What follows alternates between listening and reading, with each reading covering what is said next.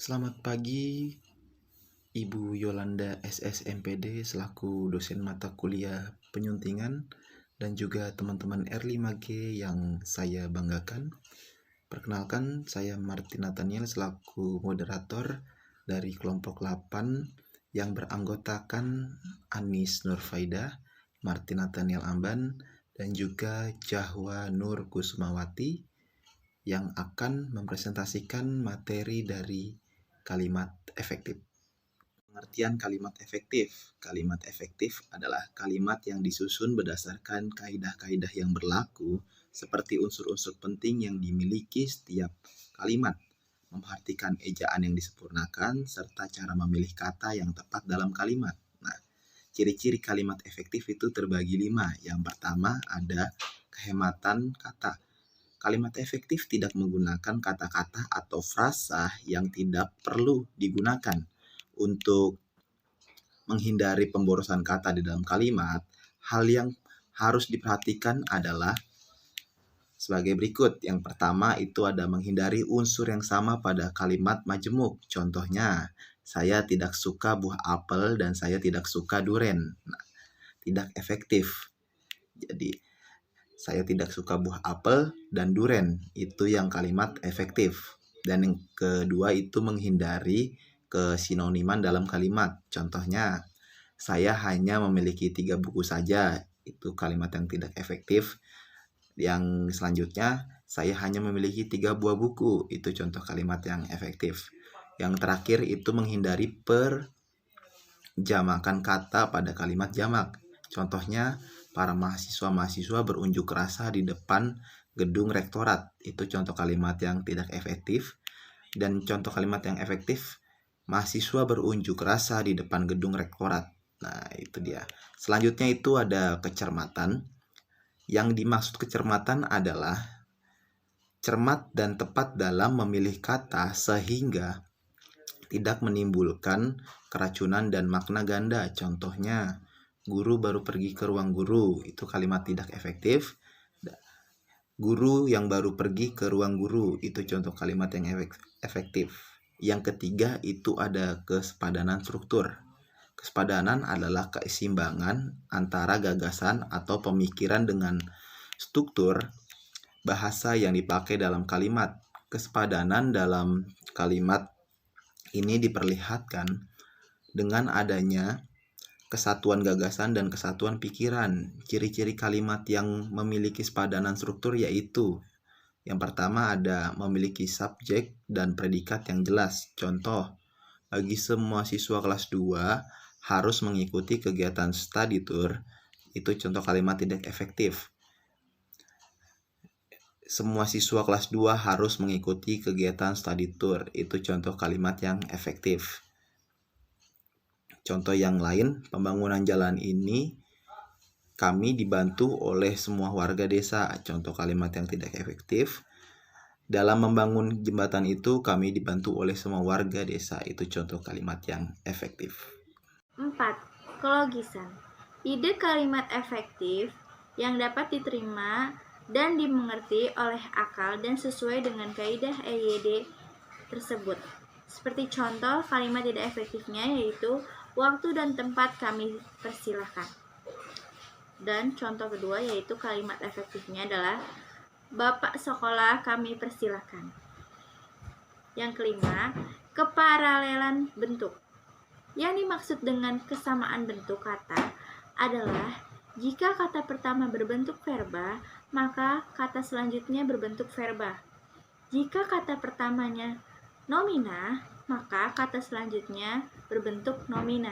Seperti contoh, kalimat tidak efektifnya yaitu langkah-langkah dalam menulis kalimat adalah memahami, mengetahui, dan mengaplikasikan definisi kalimat. Yang kedua, contoh kalimat efektifnya adalah langkah-langkah dalam menulis kalimat efektif adalah memahami, mengetahui, dan mengaplikasikan definisi kalimat. Selanjutnya adalah ketegasan. Kalimat efektif memberikan penegasan kepada ide pokoknya sehingga ide pokoknya menonjol di dalam kalimat tersebut.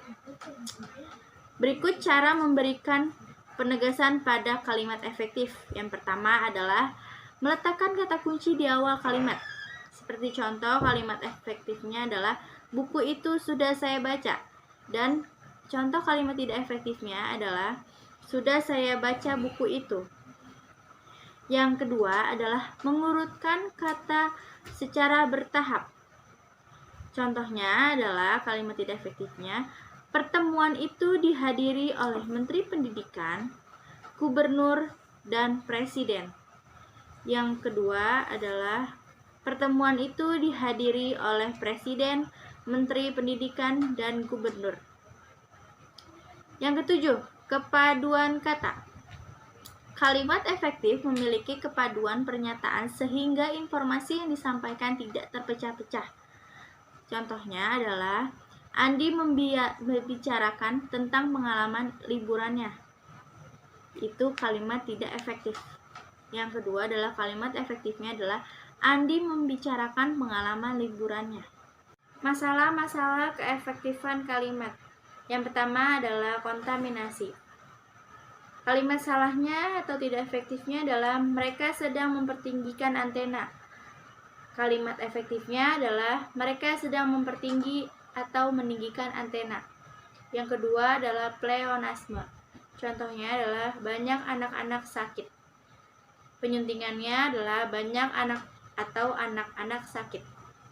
Yang ketiga adalah ambiguitas. Contohnya kalimat tidak efektifnya adalah lukisan Habibie menarik.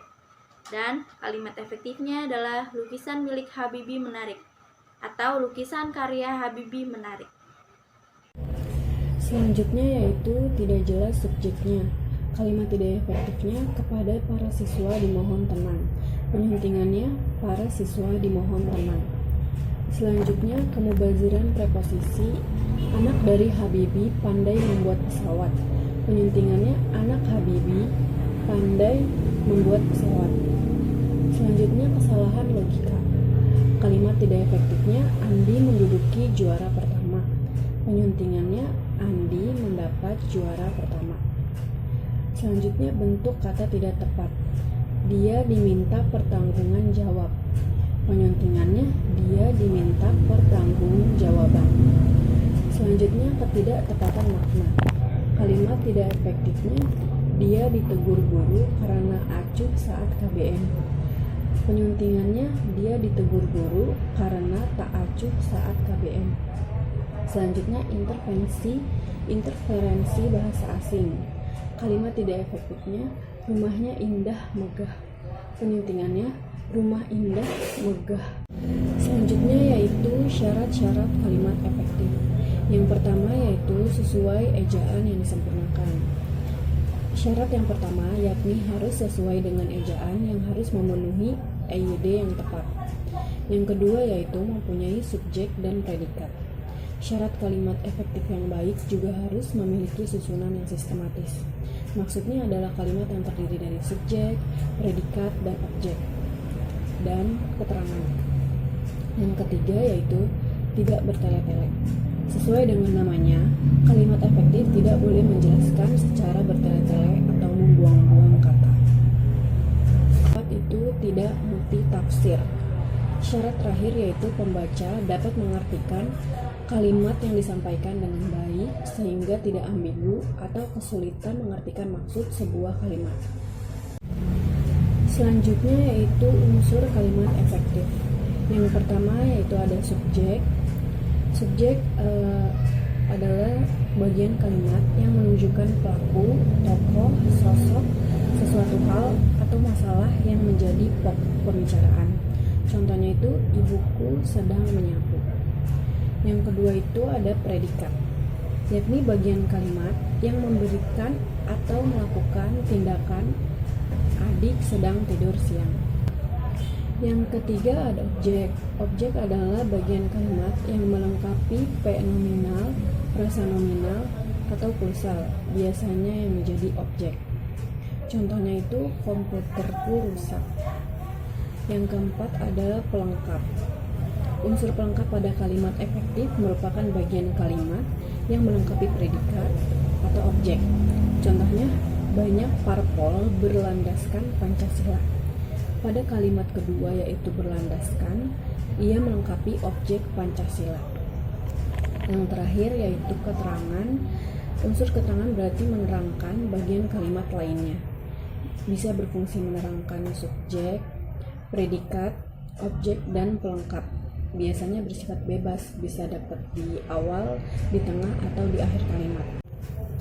Seperti contohnya, para anak-anak harus berhati-hati jika anak-anak melewati lorong. Kalimat efektifnya, anak-anak harus berhati-hati jika melewati lorong. Yang kedua, contoh kedua, setiap hari Senin para anak-anak upacara bendera. Kalimat efektifnya, setiap hari Senin anak-anak upacara bendera. Demikian presentasi dari kelompok 8. Mohon maaf apabila ada kesalahan kata maupun penjelasan dalam materi, sehingga apa yang boleh kami sampaikan itu dapat berguna untuk kita semua. Terima kasih.